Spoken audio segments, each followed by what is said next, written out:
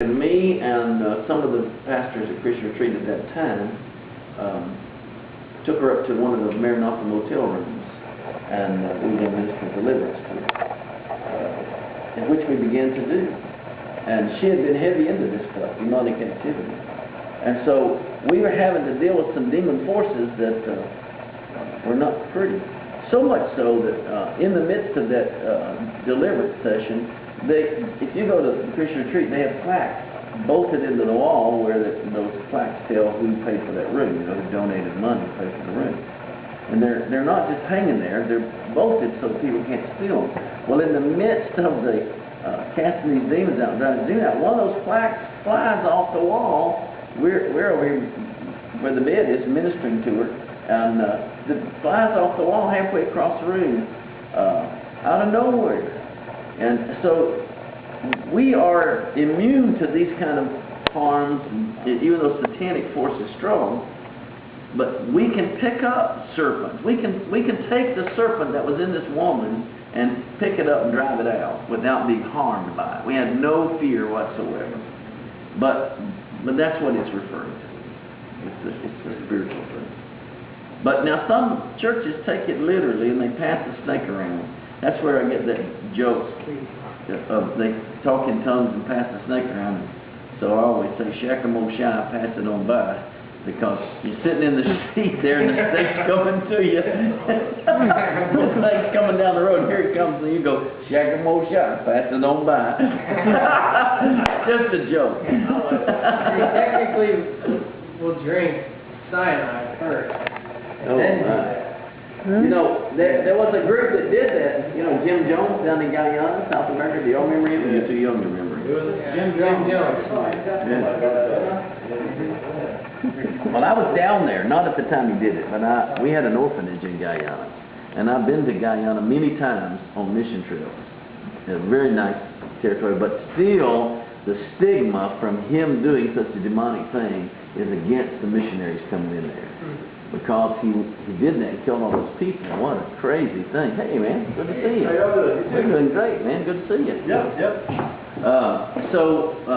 Unfortunately, people that are not following the Word of God do stupid things. Now, their intent was not to drink it and be okay. They drink it to kill themselves.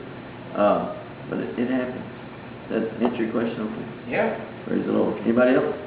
Yeah. How come in Proverbs, specifically 8, it refers to wisdom as a woman?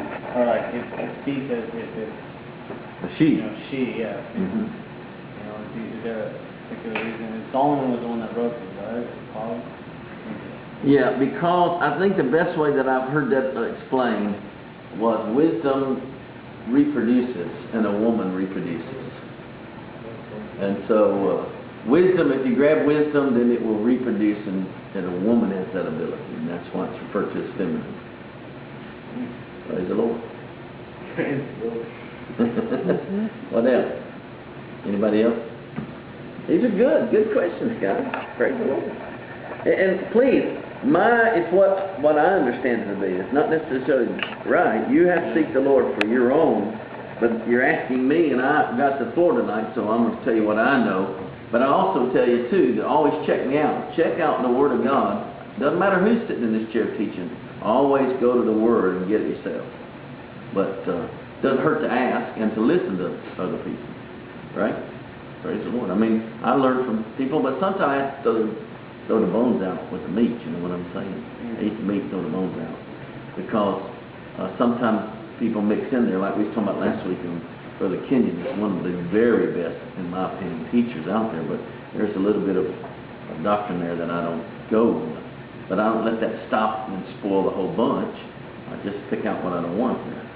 Praise God. Anybody else? How's the Bible school going? Really good. Yeah. That's great. Our instructor's slightly crazy, but Steve? yeah. Y'all here. Well, right. We love you, Steve. Oh, yeah. And you keep the class extremely interesting. Nice words. But he had a large, tall coffee right before class, and he was It's pretty hyper, right? getting after it. I know Steve, Yeah, we know he's helping him. out the thrift store quite a bit. And Yeah. he comes to church, so, and He comes here and teaches, two days a week he, too. he told me that he was doing the Bible school. Y'all told me first the Bible school was coming, and he told me he was the one doing it. This is good. Yeah. Praise the Lord. I'm glad you're involved in it. Anybody else got a question?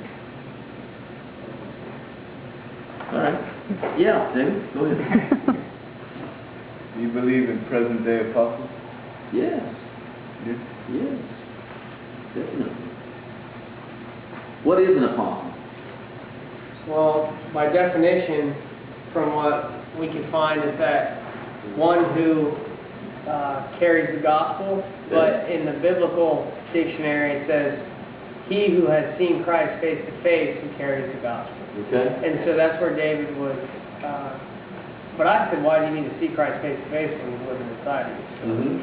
you know, everybody's an apostle. Well, like Paul met on the earth today.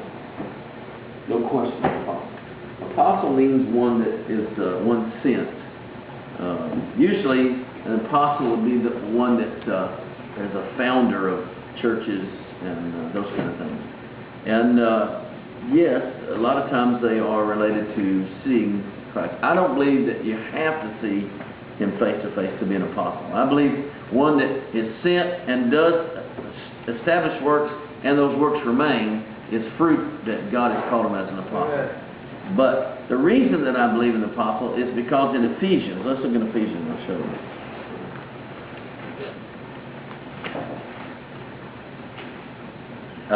And while you're turning there, Brother Kenneth Hagin was an apostle, and he confessed to seeing Jesus many times face to face. Praise the Lord. Yeah, so let's see if I can find it.